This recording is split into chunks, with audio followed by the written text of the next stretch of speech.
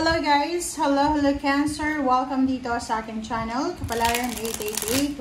Welcome! Alamin natin Cancer kung anong messages, vibration, gabay, energy para sa inyong lahat. This is general reading. Pwede kang makaresonate, gamitin mo ang iyong intuition sa panonood. So please connect your intuition, Cancer, sa mga barahan na lumalabas dito sa aking reading para alam mo kung resonated ka or hindi. Okay. There's parang emotion ka na nararamdaman na which is makakaapekto siya sa panunood mo ng reading. So, kailangan mong, kumbaga yun, i-connect natin ang ating intuition sa baraha para hindi ka magalit sa akin or sa baraha. Okay? So, yung first card natin is Jack of Hearts. Wow! So, dito sinasabi ng baraha sa'yo, this is number 22, this is balance number, balance card.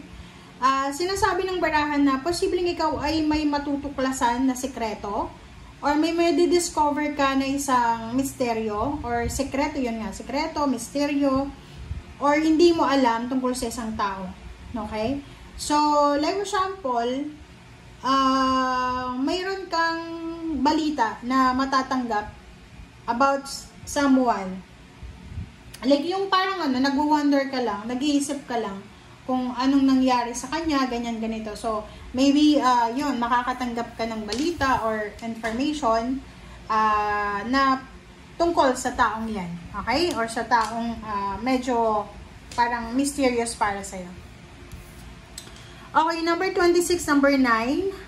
The park foretells new love when very near, if distance false friend. So, if for example, single ka, possible na meron ditong love life na kung halimbawa, may like for example, nagpaparamdam sa'yo na tao na parang nagpaparamdam, physical, like nakatingin sa'yo, yung parang interesado sa'yo, possible na interesado talaga siya sa'yo. Pero kung ano lang to, like for example, nasa long distance kayo, yung nagchat-chat lang, hindi mo alam kung ano, kung totoo yung sinasabi niya or parang niloloko ka lang.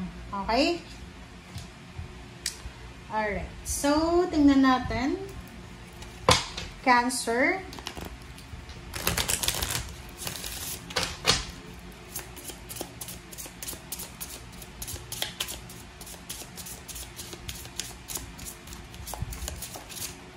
Alright, so first card natin sa second deck is the Back Moon. Prepare, number 20. Wow. Cancer, sinasabi ng barahan na kinakailangan mo daw na ihanda ang sarili mo. May kailangan kang ihanda, may kailangan kang paghandaan. So, ano ba yan? Malapit na ba yung fiesta sa inyo kasi maghanda ka daw?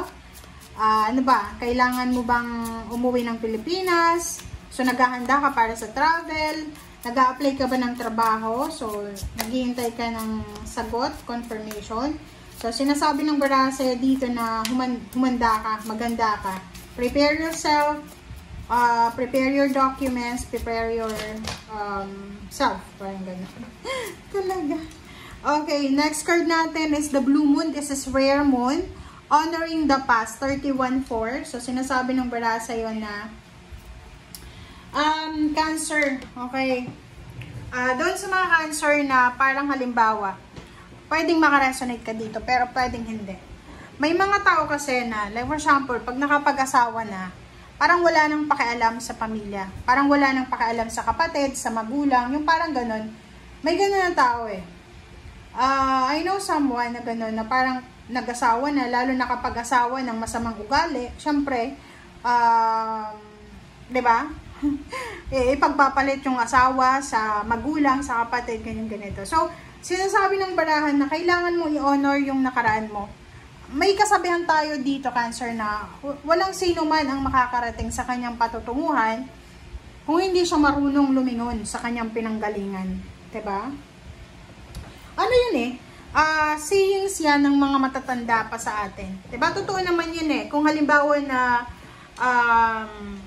masyadong mataas yung pride natin, yung apog natin, hindi tayo makakarating sa paroroonan natin. Okay? So, yun. i-honor mo pa rin yung past mo. I-honor mo pa rin yung mga kapamilya mo, yung kadugo mo.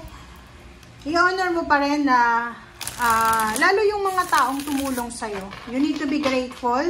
Like for example, may mga tao kasi na, like, kung halimbawa sa ngayon, sa generation kasi na sa ngayon, ang nakikita natin na parang entitled yung mga new generation ngayon. Diba? Hindi nila, like sasabihin nila sa social media na, eto yung success ko. Hindi nila sinasabi na yung mga taong tumulong sa kanila, nagte-thank you sila, never mong makikita kasi entitled sila. Yung parang malalaman mo, akala mo, walang tumulong, mag-isa lang talaga silang nag-survive. Parang ganun. Yan nga, we need to honor our past. Okay, Death card. Okay, next is 7 of Wands. Judgment. The Magician. And 2 of Cups. Sa ilalim mo is 3 of Pentacles. 3 of Pentacles and 3 of Swords, 33 and 9 of Cups. So, ang nakikita ko sa'yo dito, merong mga Cancer dito na maybe na-scam ka. Maybe na-scam ka sa isang negosyo. Possible na na-scam ka sa isang negosyo or na-scam ka sa isang collaboration. Na pwedeng yun yung rason kung bakit ayaw mo nang magtiwala sa ngayon. Okay, Death card, 7 of Wands, Judgment. So, sinasabi ng baraha sa'yo dito na Cancer, isang transformation, isang awakening, isang para siyang ano, Phoenix rising from the ashes. Kasi yung Death card, hindi yan literal na death talaga. Ito yung sinasabi ng Death card dito is, may bagay na kailangan matapos sa buhay mo because may kailangan kang simulan. Like for example, kailangan matapos na sa preparatory para mag-kinder na. Diba? Parang ganun. Halimbawa, kailangan matapos na sa pag-aaral para makapagtrabaho na. Diba? Parang ganun lang. So, merong mangyayari sa buhay mo na magtatapos siya because may sisimulan ka. 7 of Wands, sinasabi ng baraha sa'yo dyan na ano man ang desisyon na gagawin mo, like marami kang desisyon sa buhay minsan hindi ka masyadong nag-iisip, pero minsan sobrang isip. So, dito sinasabi ng baraha sa'yo, Cancer, na ano man ang desisyon na gagawin mo, ano man ang plano mo sa buhay, okay, you need to protect your dreams. Like for example, or protect yourself. Kasi, sinasabi ng baraha sa'yo dito, minsan yung desisyon natin hindi masyadong makatarungan. So, yung sabi ng buwan sa'yo, sinasabi na kailangan, pag gumagawa ka daw ng desisyon, dapat unahin mo yung sarili mo. Atong desisyon na to ay gagawin ko para sa akin. Hindi dahil sa ibang tao, dahil sa asawa mo, dahil sa anak mo, hindi. Kasi, alam mo ba na kahit anak mo sila, kahit asawa mo sila, may kanya-kanya tayong buhay dito sa mundo na kailangan natin. May kanya-kanya tayong parang life purpose. Okay?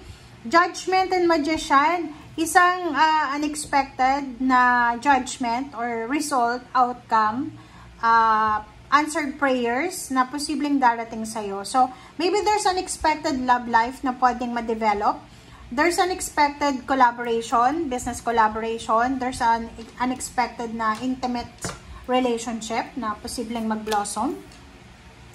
Isang napakabilis na balita, good news, communication, letter, ang posibleng darating sa'yo na pwedeng pagkakakitaan. So, yun.